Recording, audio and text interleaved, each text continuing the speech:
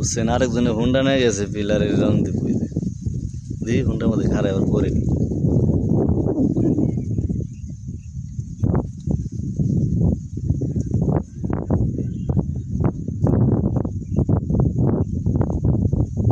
Honda ফালাইস না, তুইও পড়িস না। আর বানি আল্লাহ জানে।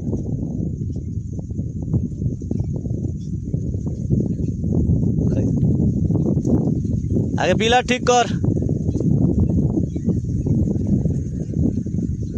হুন্ডারে বানাইছে টুল। তাই রে, ভালো ভালো। আরেকজনে ওই তো আগুনে রং দিতেছে, ওই যে রোলারে নিয়ে আইছে রোল বানাবে।